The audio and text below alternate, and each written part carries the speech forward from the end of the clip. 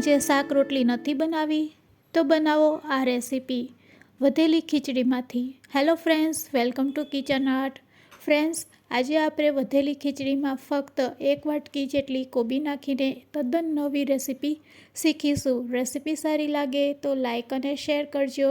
મારી ચેનલ ઉપર નવા હોય અને મારી ચેનલને હજુ સબસ્ક્રાઈબ ન કરેલ હોય તો સબસ્ક્રાઈબ કરી બાજુનું બેલ બટન દબાવવાનું ભૂલશો નહીં, જેથી કરીને તમને મારા નવા વિડીયોનું નોટિફિકેશન મળતું રહે।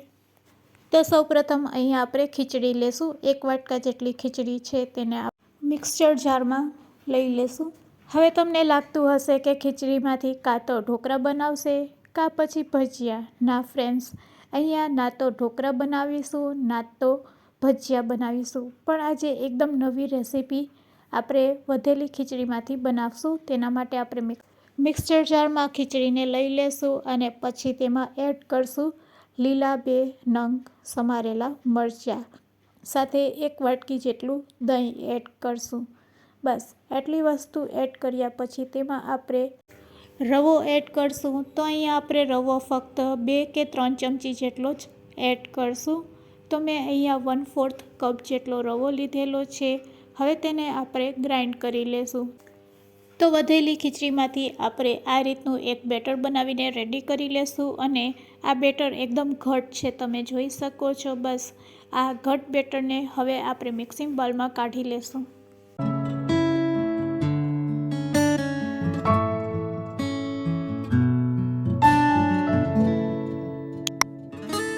તો મિક્સિંગ બાઉલમાં કાઢ્યા પછી તમે જોઈ શકો છો આ બેટર થોડુંક ઘટ લાગી રહ્યું છે। તો અહીંયા આપણે 2 ચમચી જેટલું પાણી એડ કરશું અને તેને મિક્સ કરી લેશું। બસ હવે આ બેટરને આપણે 5 મિનિટ માટે રેસ્ટ આપીશું, એટલે તેમાં રહેલો રવો છે એ સરસ પલળી જશે અને પછી તેમાંથી આપણે નાસ્તો બનાવશું તો આ નાસ્તો એકદમ સરસ ટેસ્ટી બનશે। તો 5 મિનિટ માટે તેને પ્લેટથી આપણે ઢાંકી દેશું। ત્યાં સુધી આપણે એક સરસ ચટણી બનાવી લેશું જે આ નાસ્તા સાથે ખૂબ જ સરસ લાગશે। તો તેના માટે અહીંયા આપણે લીલા મરચાં લેશું, કોથમીર લેશું, ફુદીનો લેશું અને આદું લેશું। આ બધી વસ્તુને આપણે મિક્સર જારમાં એડ કરી દેશું। હવે તેમાં ખાંડ અને મીઠું એડ કરશું, સાથે અહીંયા આપણે સિંગદાણા એડ કરશું, જીરું એડ કરશું અને બસ લીંબુનો રસ તેમાં નીચવી લેશું।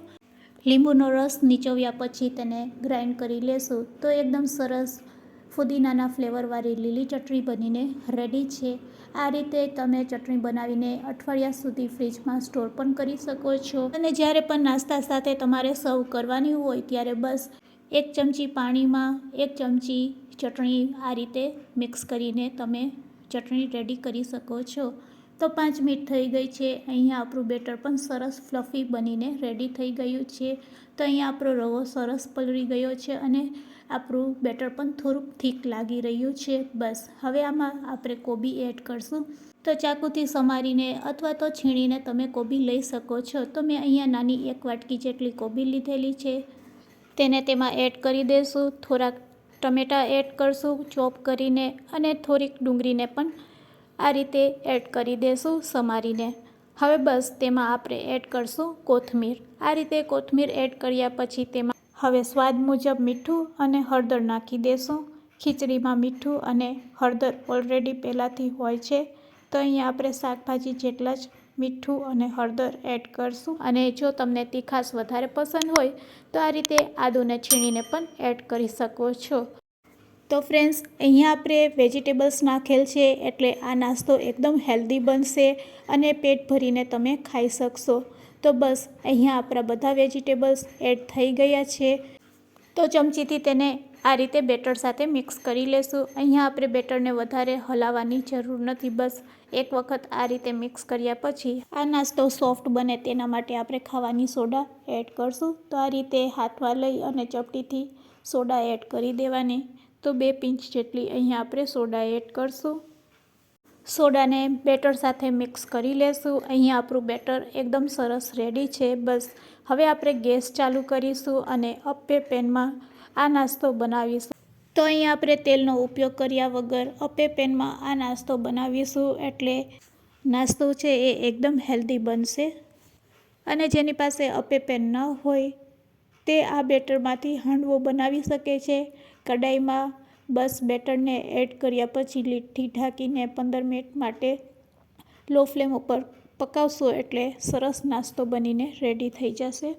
રેડી કરેલા બેટરમાંથી આ રીતે થોડુંક બેટર લેતા જશું અને બસ અપે પેનમાં સેટ કરતા જશું. તો આ રીતે આપણે અપે પેનને લો ફ્લેમ ઉપર રાખીશું અને બધા બોલ્સ બનાવીને રેડી કરી લેશું. પછી તેને લીડથી ઢાંકી દેશું અને 5 મિનિટ પછી તેને ચેક કરશું. તો એક બાજુ સરસ પાકી જાય એટલે તેને આપણે પલટાવી લેશું અને બીજી બાજુ પણ તેને આ રીતે પકાવી લેશું. તો આ રીતે આપણે બંને બાજુ તેને સારી રીતે પકાવી લેશું.